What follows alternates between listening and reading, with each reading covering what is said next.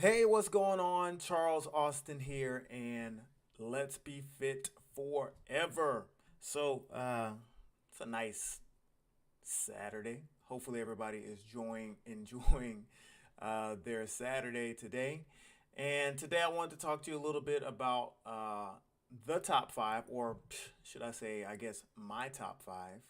Um, the top five mistakes that people make when they're exercising, when they're working out, right? So I think a lot of people, I think many of you are well aware of the benefits of exercising. Like we know it's good for our our weight and the way we feel, and it's good for our overall health, right? So all of these things are true, um, but one of the things we need to know is what do we need to do? How do we do this? What kind of mistakes should we be avoiding? So I want to talk about that a little bit today. All right. But as always, before we get started, make sure you like this video. All right. Hit the subscribe button. Okay. Make sure you turn your notifications on so that you're always up to date with the latest and greatest streams and content here located on my page. All right. But as always, let's go ahead and jump right on in and get this thing rolling. So again, we're going to start off with the top five mistakes. And my number one mistake that we're going to start with is warming up, right? Or should I say improperly warming up, not warming up, okay? And this is in no particular order, right? So it's before you start saying which one's more important, these are in no particular order. We're literally talking about the things that people do that they shouldn't do when it comes to working out and training, right? So the first one on my list here is an improper warm up. Okay, so I think I've talked about this topic before. I've actually provided a link to the video I made on how to properly warm up. So if you're interested in that, which everybody should be, make sure you check out that video. The link is below. All right, but one of the things people do incorrect is they just either they don't warm up or they don't warm up properly, right? So why the heck should we even be focusing on this warm up? Why can't we just get out of bed or get out of the car or get out of the house and go straight into our jog, straight into our weight training, whatever it may be, right? Um, so again, one of the things about warm up is that it helps dilate your blood vessels, ensuring that your muscles are well supplied with oxygen, right? Well, why do we need that? Well, obviously, oxygen is one of the ways that our bodies actually generate energy. So without it, you're gonna have a hard time actually doing the things that you want to do with your workout, right? And it also raises your muscles temperature, all right, and for optimal flexibility and efficiency, right? So as your body temperature starts to raise and rise, it makes your muscles a little bit more flexible and pliable. All right, they're able to bend a little bit more. They're able to generate force a little bit more. They're able to move a little bit faster, a little bit quicker, depending on what you're doing. Right. So by slowly raising your heart rate, the warm up also helps minimize stress on your heart. So you got to think about this. If you were going from like where I am, like it's a lazy Saturday for me. I kind of just woke up and was just like, hey, I watch a little TV and then get ready for my stream later on, right? So if it's a lazy Saturday for you, like it is for me, you got to think about, hey, if I go from a seated or laying on the couch or just waking up and where your heart rate is nice and slow, your body's nice and relaxed, and you go from that straight into a workout, your body's caught off, your heart is a little bit caught off guard, right? It's wondering what the heck is going on. So you kind of want to just kind of slowly get into it so that once you start revving it up a little bit more, your heart is like, okay, I'm ready to go. All right. And I always like to compare a warm up to like starting up your car. Like you probably don't want to start your car up, cold and as soon as you start it up, go 0 to 60, right? So we kind of liking it to that a little bit as well, right? So what else, right? So you got to consider the fact that also it's very important for preventing injury, all right, and prepping your body as well. So again, going back to those cold muscles, that cold body, if you go straight into that workout, you're more likely to suffer a soft tissue injury, and those things linger. And we're talking about things like muscle strains and sprains and things like that. So we want to make sure that we're preventing injury as well. Okay. So some of the things that you can do when you are getting ready to warm up, as it says here, good advice, right? Take about 5 or 10 minutes. I tend to stay with that higher end. I tend to say about 10 minutes, because if you think about the total time that we're talking about, that range of like 5 to 10 minutes, it's going to take you 5 minutes for your body to even realize that it's warming up, right? So now we need those other 5 minutes to actually get that proper warm up.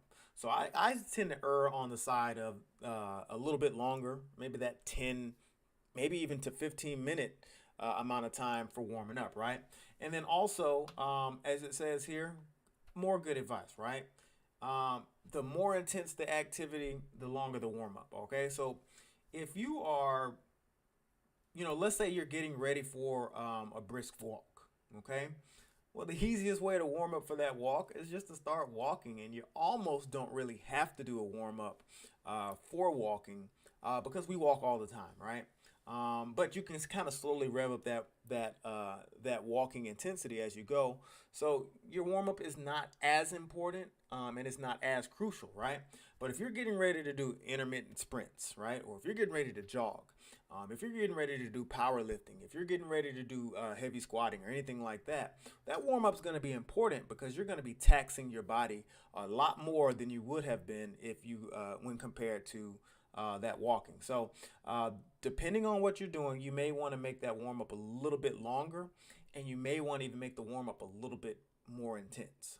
Sometimes, depending on the type of training, your warm up is almost, getting close to a very, very light workout. Depending on what you're doing, right? So again, do whatever you plan on doing. So if you plan on jogging or running, you want to do things that are similar to jogging or running. And then also, and I mentioned this as well in my video on how to properly warm up. Again, link below, check that one out. You're gonna want to use your whole body, right? So don't just say, well, hey, I'm only working my upper body today, so why even warm up anything else? Well, no matter what type of exercise you're doing, you're gonna be using your entire body. You're gonna definitely be using your core, your abs, and your back, right? So you always want to make sure that you're getting that proper warm up. So those are some good things to do when warming up. So that's number one. All right. Number two on my list. All right. Incorrect form. Okay.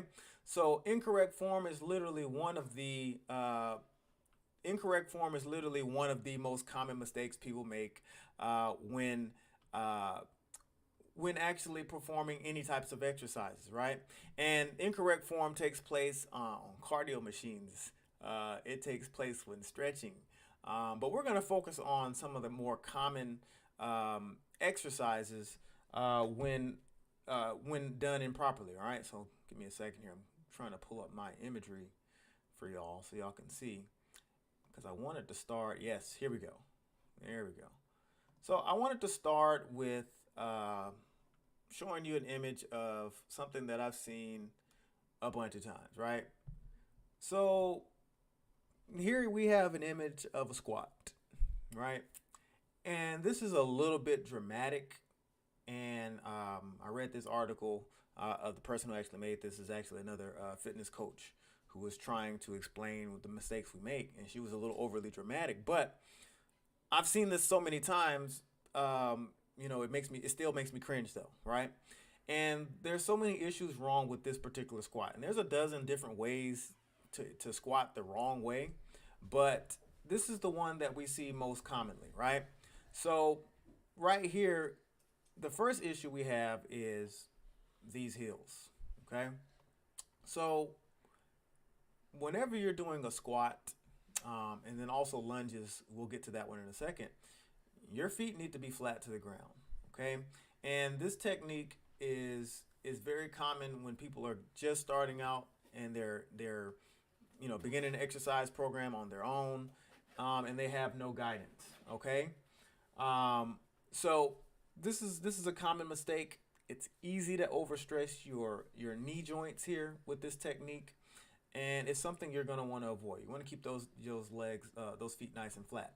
The other thing is if you were able to draw a straight line, okay, from the tip of their knee down, well, now this line is touching way in front of their toes, and that should never happen. Okay. Something else wrong here in this particular image is the rounding of the back, right in here. One of the things that I coach is that when you're training specifically with strength training, your body needs to be in straight lines. Okay, everywhere you have a bend or a body part, you want to have straight lines. So here we have the rounding of the back, and that's also going to be incorrect. Now you got to imagine if we're doing this squat with any resistance, maybe we're doing barbell squats with that rack on our back. Now we're increasing our risk for injury to our back and even our neck, just based on the way this squat is being performed. Okay, and remember, the point of a squat is to train your thigh muscles and your glutes. Well, in this example, being on her toes, where she's sending the energy to like her calf muscles and also up into the front part of her legs. All right. So this is not the way we want to squat, but it's something that we see all the time. Easy way to get hurt, and also an easy way to not train the muscles that you're targeting. Right. So we look at this image, and I pulled this one up because I really like the way they actually have the imagery with the straight lines. It really makes the point perfect, right? As you can see here, if we draw this line from her knees, it goes straight right about to her toes, right? All right. And as you can see, we have a straight line here. We have a straight line here going back to the glutes. And then also her back is in a nice straight line position. There's no bending, there's no hunching. So this is a good technique for squatting. So now when we're doing our squat this way, it's safe. It's going to work the muscles that we actually wanted to target. And we're going to end up having a good workout, right? So this is the way we want to actually squat, all right? So let's move on to the next one. Let's see. Let's see if I can find my plank image. My plank image. All right, there it is. Right. So these are some common mistakes that we see with planks. Lots of times, this is the more common one, right? That I've seen. Right. We have this deal where we are kind of crunching our lower back muscles in this area here, and when you're in this position here, you're not going to get the work in your abdominal region that you're targeting, right?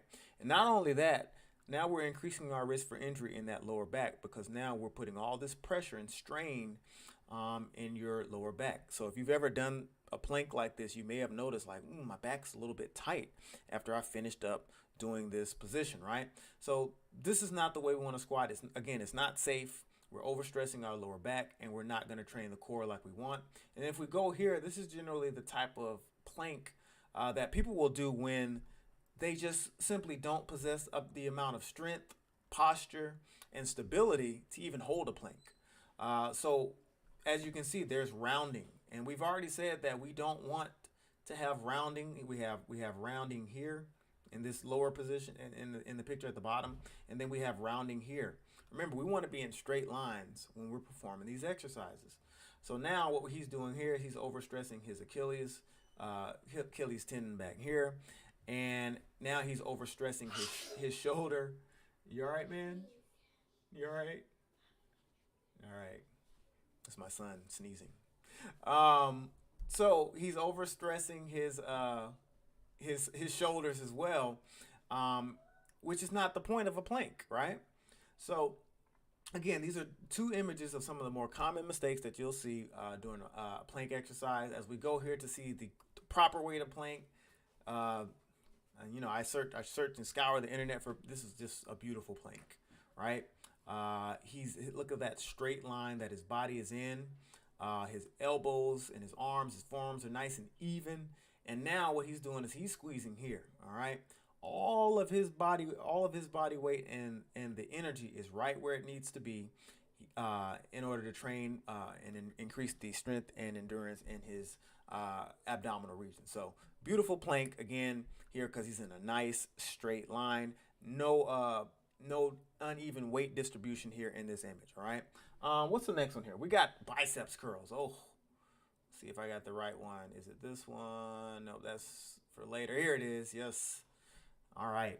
So, and when I was younger, I actually hurt my back. When I was just starting out many years ago in the fitness training game, I remember, doing some biceps and I did it just like this one. And I immediately felt the pop right here in my lower back. And then I didn't work out for about a week after that. And this is very common. It's a very common thing when people, number one, if they lift weights that are too heavy for them when they're doing biceps curls, or when they get towards the end of a set and they're starting to get a little fatigued. And they say, well, I got to finish that set. I have to finish that set. And they start leaning and rocking backwards. And this is such a dangerous position to be in. Because like I said, personal experience, thankfully I just had a minor injury. But that's an easy way to pull a muscle in your back. Easy way. All right. So again, what do we say? What is the common thing we said about improper form here? Is we want to be in straight lines. Straight lines. Okay, so this is, as you can see, we have curves all over. So anytime you're working out and you start feeling yourself bending too much, think, oh, remember, I was watching a video, Charles said, oh, you got to make sure that you're in straight lines to be safe and actually train those muscles. As you can see in the other image, standing nice and tall, his feet are balanced, weight is evenly distributed everywhere, and he's able to just curl that bar up and down without any bend. All right. So got to watch out for that one as well. Okay. What is my next one here? Oh, we got two more. We're going to go to triceps, right? Now, I couldn't find the image I was looking for, but what I did wanted to do is show this. This is a very common exercise that many do at the gym where they're trying to train their triceps, right? And what they'll do is they'll start, with the cable in the up position here, and we end up in this down position here. What the problem is every single time we come from this down position, right? We come from this down position, and we get back to the beginning part of the exercise.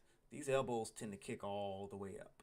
So these elbows end up all the way out in front of us, versus just staying in a fixed position. So whenever you're doing this exercise, which is a great exercise for your triceps. Whenever you're doing this exercise, you want to make sure that you are treating your elbow kind of like a door hinge, okay? And if you think about it, a door hinge only opens and closes one way, right? So, a door hinge, I got my pin, if we say my fixed point is here, right? It's really going to pivot on that axis, and it's only going to go one way, right? So it's not going to move left, right, up, down. It's going to stay here in a fixed position. And as we bend that elbow, we're going to pivot on that elbow joint, and that elbow joint does not move, okay? It literally stays in the exact same position as you continue to train your triceps. So the next time you do some triceps extensions, think about that. Keep your elbows at your side. Don't let them move forward and back, okay? And the last exercise I did want to show you is lunges. And here it is. Very similar to squats.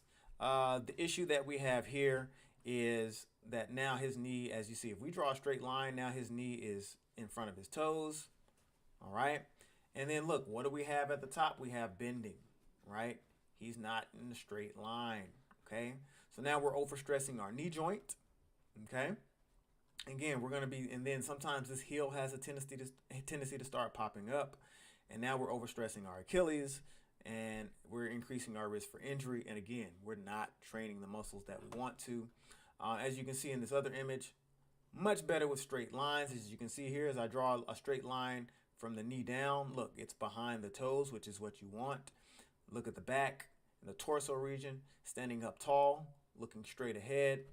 Excellent way to lunge. And now we're going to train what we want, and now we're going to reduce our risk for injury. So again, second thing on my list is incorrect form is one of the most common mistakes that people make when they are training and when they're exercising. All right, let's go to number 3.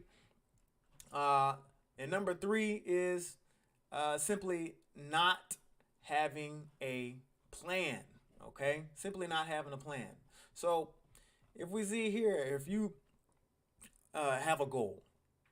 All right. One of the first things you do, you say, hey, my goal is I want to lose weight. I want to tone my body. I want to fit into a wedding dress.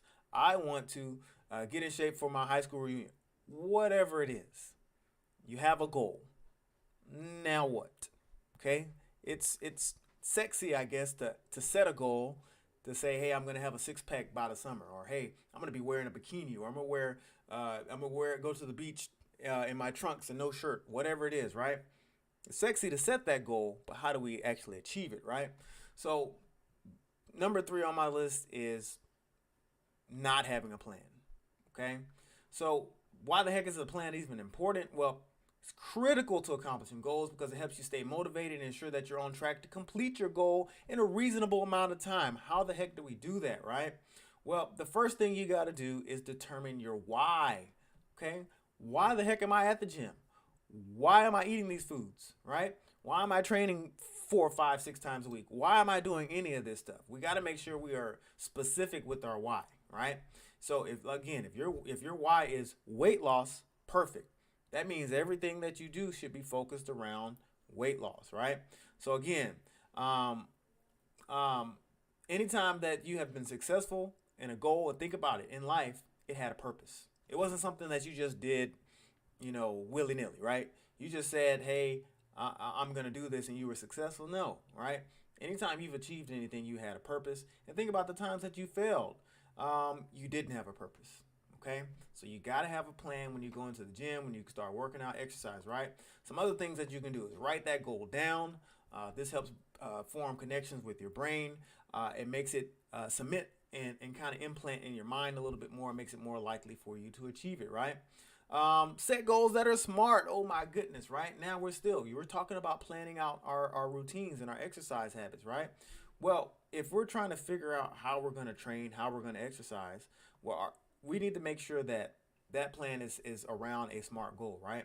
So, again, you've probably heard this before: specific, measurable, attainable, relevant, and then timely, right? All these things. Well, if you say, hey, my goal is weight loss, well, that means I shouldn't be going to the gym and with the goal in mind saying I need to squat 1,000 pounds today, right? Well, I need to go to the gym and just stretch the entire time. None of those are specifically related to your goal, right? Your plan needs to be something that you can measure, right? You say, hey, I'm going to do this type of training. I'm going to train lifting weights twice a week. I'm going to walk the treadmill once a week. I'm going to do a fitness class. These are all things that you can measure. You can say at the end of the week, did I achieve my goal of 5 times of exercise? Well, no, I didn't, right? Attainable, right? When you're coming up with your plan. Are the exercise plans that you're setting actually something that you can do, right? You don't want to start out and you say, hey, this is my first day of exercising. I'm going to run a marathon. Bad idea. All right, you're setting yourself up for failure, right? Relevant, again, this is kind of related to the specifics of your exercise plan. It needs to be relevant to your goals. Again, if your goal is to achieve a flat stomach, for example, all right, well, you shouldn't go to the gym every day and all you do is focus on leg curls, or squatting, right? Yes, it's great exercises to do, but how does that relate to what you're actually trying to achieve?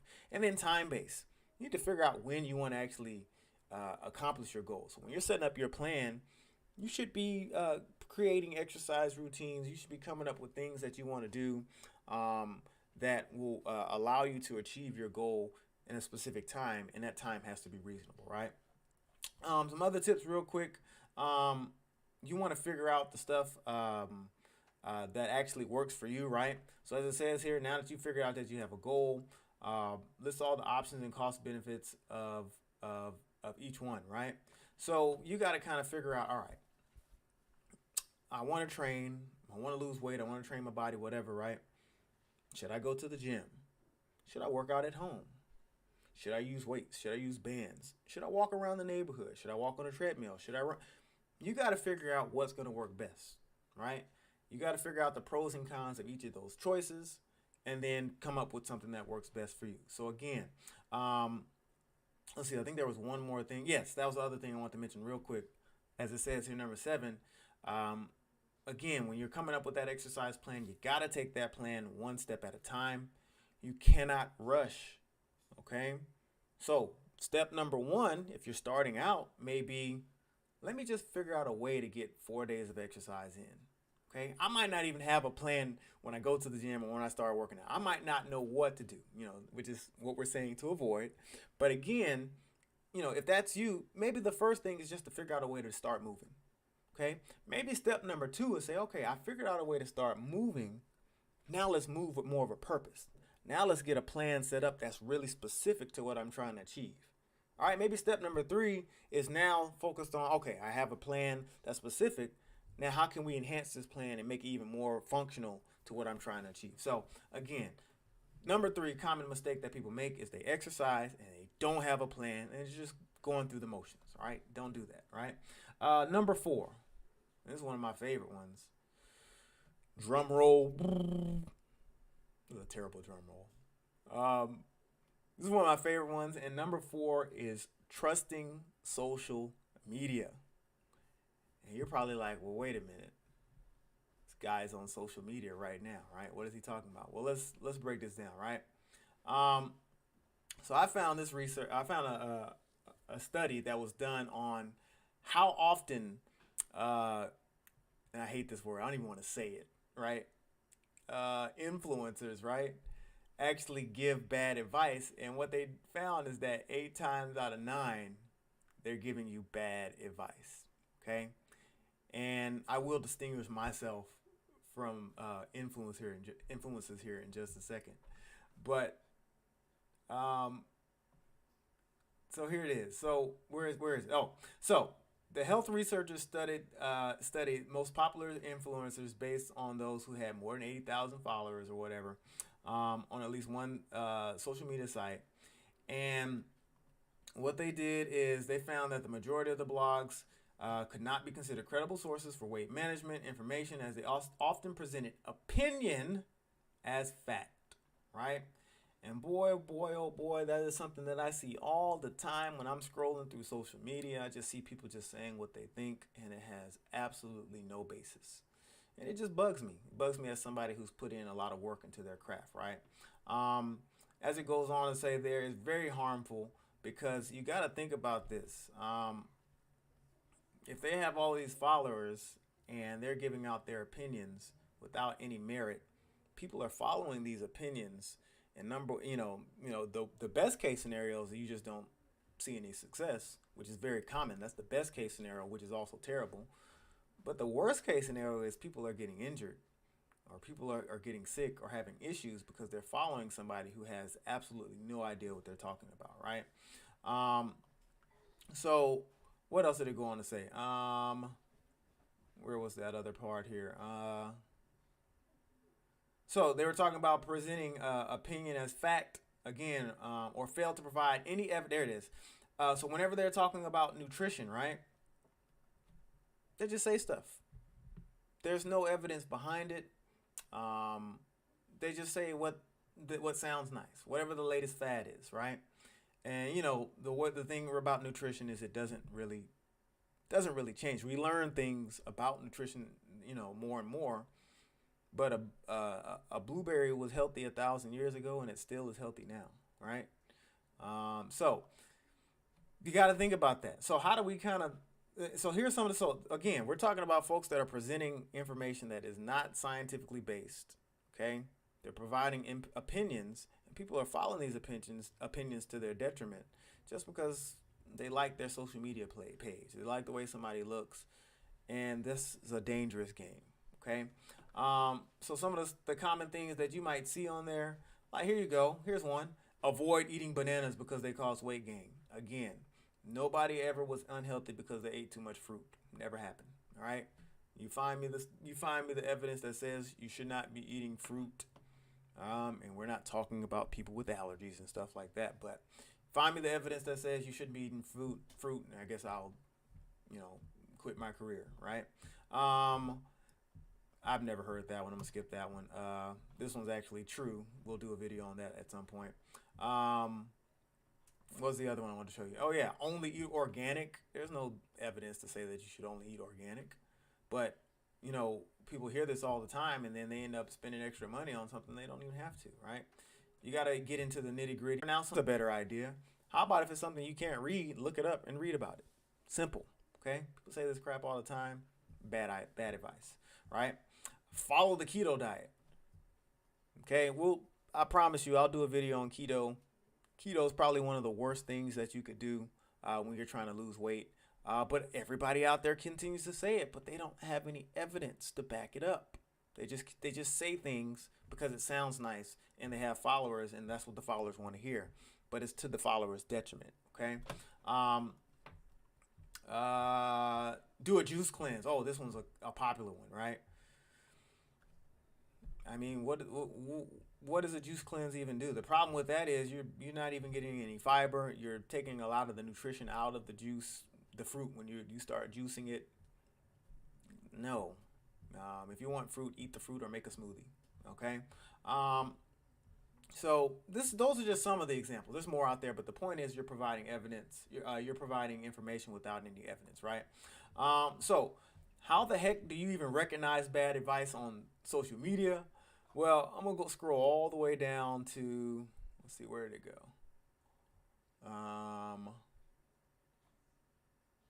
There we go.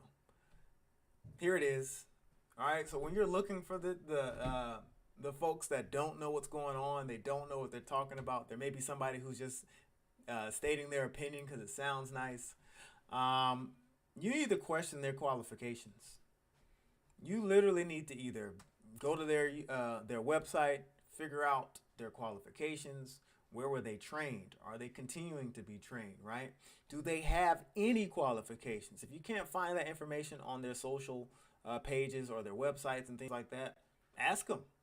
Literally send them a message. Hey, by the way, what are your certifications? What is your education? What is your degrees? What is your training? I'm just curious. You should ask people, okay? You got to consider the fact that nobody would go to a doctor who didn't go to medical school. All right? You're not going to go say, "Hey, I'm ready for my surgery," and it's somebody who's never done surgery. Right? If you're if you're at your home and your plumbing breaks, you're going to hire a plumber who's gone through training and qualifications to be a plumber. You're not going to just let anybody come in and say, "Hey, I'm a plumber," just because I got a social media page that says I'm a plumber with thousands of followers, millions of followers. You're still not going to let them do any plumbing at your home. Ooh, that's a beautiful shirt. Love it. All right.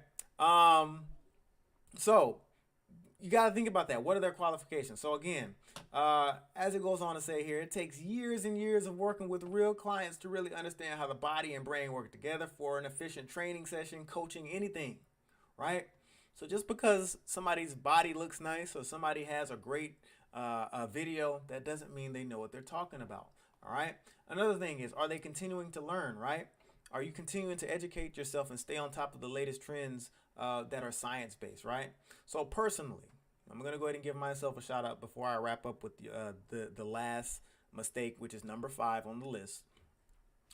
Personally, I studied the physiology of exercise, and I also studied nutrition in college. Okay, that's my undergraduate degree. It was a bachelor's of science, right?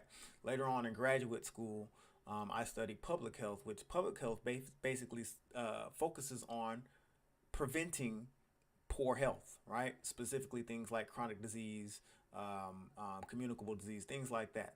So it focuses on preventing illness, okay? So my master's degree is in public health. I've been certified as a personal trainer since I was 19 years old. So going on 20 years. I'm certified as a nutritionist, okay? I'm certified as a health educator, right? And I've been working with clients for about 20 years. I've worked with clients from all walks of life, pre and postnatal women, youth athletes. I've worked with the military. I've worked in corporate and commercial fitness. And I'm still working with clients now in my own private business, right? So the point is, I put a lot of work and energy into my craft, and I don't say anything without doing my research. So if I say something, you can almost bank on it. And if not, Let's talk about it, right? So let's move on to number 5. After I don't want to talk about myself anymore. Again, you can find all of my information. You can find everything you need to know about me on fitnesscharles.com. You can go there right now, and that's me. All right. X Mistake number 5, and we'll do this one real quick and wrap up. Today was a little long one today. I try to keep these to about 20-25 minutes, but hey, it is what it is. Mistake number 5 is not enough rest. So what are the reasons why we should rest real quick? Allows time for recovery. Obviously, we need to make sure that we're not always moving. Your body needs to heal a little bit, right? We need rest in order to make sure our muscles actually grow. One of the reasons why our muscles grow, and that helps us with our weight control and our body fat.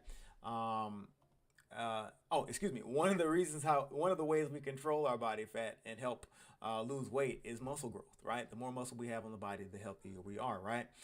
Prevents muscle fatigue, reduces your risk for injury, actually helps you improve your performance, right? So those are some of the reasons why we need to make sure we rest. And then also, we want to make sure that we actually get the gains that we worked for when we were training, right? So you want to make sure that you're not always training the same muscles over and over again.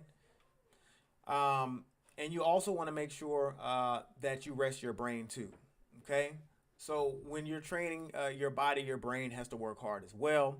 So we want to make sure we get plenty of time to break in between exercise. As you see here, we're talking about saving more bone mass, and then again, preventing injury. So there's many reasons why we should make sure that we rest. So again, real quick as we wrap up here, y'all, top 5 mistakes that are made. Number 1, improper warm up, incorrect form when we're training, not having a plan or even setting a goal.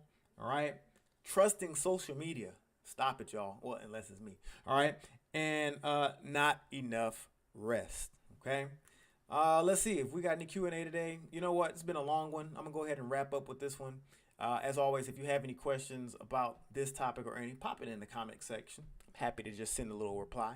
All right. But make sure you subscribe to the channel, like this video, turn those notifications on. Remember, you can follow me on Instagram, Facebook, and Twitter at Fitness Charles. Check me out at fitnesscharles.com. Figure out how you can try my 3 times the burn fitness training program 2 weeks for free, and also check out my Fit Forever family. Figure out how you can get involved in that. I will check you out next time. Remember, we're doing live streams every Monday and Wednesday at 6 p.m. Central Time, and also Saturdays at 1 p.m. Central Time as well. All right. I will see y'all next time. Have a great day. Stay happy, stay healthy. Check you out. See you later.